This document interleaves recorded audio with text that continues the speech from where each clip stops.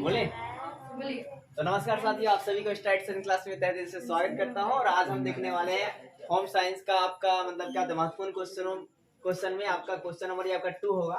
और आज का क्वेश्चन है थायराइड ग्रंथि से आप क्या समझते हैं और इसके कार्य बताइए। थायराइड ग्रंथि से आप क्या समझते हैं और इसके कार्य बताइए।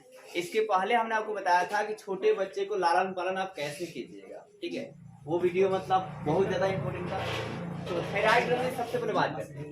यह ईव आकार की नली होती है। थायराइड ग्रंथि क्या होता है? ये ईव आकार का नली होता है। फिर जो है कंठ के पीछे होता है, जो कंठ होता है ना उसके क्या होता है जी, पीछे होता है। और ये ईव आकार का नली होता है। किस आकार का नली होता है? ईव आकार की नली है। और कहाँ है? कंठ के पीछे है। फिर है क्या, ये 2 पालियां। इसमें कितनी पालियां होती है? 2 पालियां होती है। मतलब इसमें 2 टाइप के लेयर होते हैं, ठीक है। तो सबसे पहली बात है क्या, ईव आकार की नली होती है, कंठ के पीछे होती है और 2 गो इसमें पालियां होती है। और भाई साहब इससे आपका है क्या कि इसे निकलने वाला हार्मोन थायरॉक्सिन हार्मोन कहलाता है। क्या कहलाता है? जो थायराइड ग्रंथि से हार्मोन निकलेगा उसे क्या कहते हैं? थायरॉक्सिन हार्मोन कहते हैं। आपने अभी क्या बात सुना? 4 बात सुना। पहली बात मैंने आपको ये कहा कि इसके ये ईव आकार की नली होती है जो आपका कंठ के नीचे होती है। फिर इसमें 2 पालियां होती है और इससे निकलने वाले हार्मोन को थायरॉक्सिन हार्मोन कहते हैं। फिर बात है कि ये थायरॉक्सिन हार्मोन के काम क्या है, कार्य क्या है? तो अंतःस्रावी ग्रंथि को प्रभावित करना। देखिए ग्रंथियां जो है 2 प्रकार की होती है, एक अंतःस्रावी होती है, एक बाह्य स्रावी होती है। जो अंदर स्राव होगा उसे अंतःस्रावी कहेंगे, जिसका बाहर स्राव होगा उसे क्या कहेंगे? बाह्य स्रावी कहेंगे। अब अंतःस्रावी ग्रंथि को प्रभावित करती है, ठीक है ना, इफेक्ट डालती है। दूसरी बात, शरीर में अस्थियों की वृद्धि पर नियंत्रण करती है। अस्थि मतलब समझ रहे हैं? अस्थि मतलब हड्डी। क्या था जी? हड्डी होता है, स्केलेटन, ठीक है। बोन्स आप बोल सकते हैं। अस्थि मतलब क्या जी? बोन्स, ठीक है। तो बोन्स के जो वृद्धि ज्यादा ना हो जाए इसको कौन नियंत्रित करता है? थायरॉक्सिन ग्रंथि, थायरॉक्सिन हार्मोन जो है करता है। तो जब का क्या होते हैं, जो अस्थि है, ठीक है, वो आपका मतलब हड्डी जो है, जो बोन्स है, बहुत ज्यादा डेवलप ना कर जाए उसको कंट्रोल बना के रखती है। ये कौन सा? थायरॉक्सिन। फिर कोशिकीय श्वसन दर को तीव्र करती है। मतलब कोशिकाओं को श्वसन आसानी से हो जाए, बहुत तेजी से हो, बहुत जल्दी हो, ताकि कोशिका जल्दी से मतलब वृद्धि करे और आपका जो भी घाव वगैरह है जल्दी से भर जाए।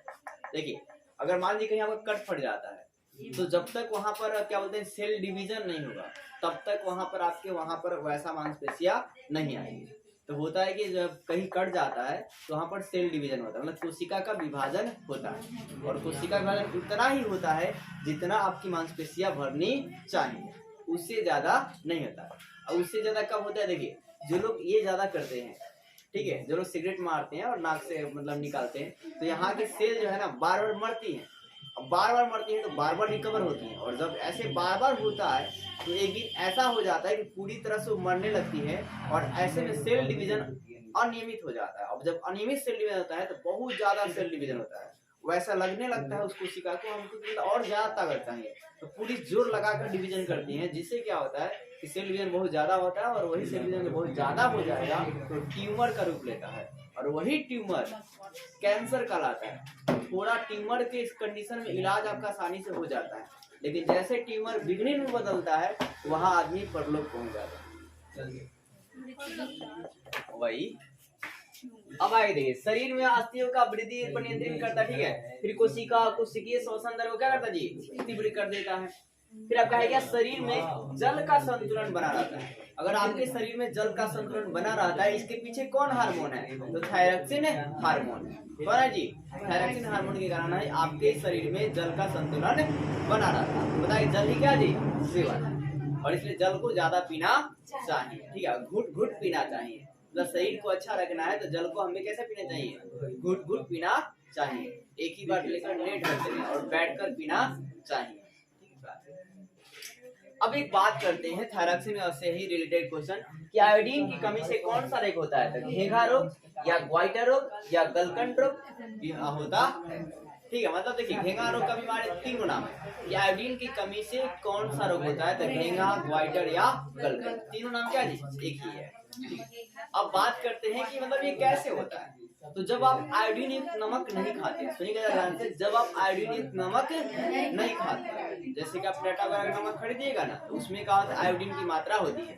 अब इस जब आयोडीन की मात्रा वाला नमक खाइएगा ना तो थायराइड ग्रंथि जब बढ़ेगा नहीं और थायराइड ग्रंथि नहीं बढ़ेगा तो थायरॉक्सिन हार्मोन का स्राव ज्यादा नहीं होगा, और उसका स्राव ज्यादा रहेगा तो आपको घेंगा रोग नहीं होगा।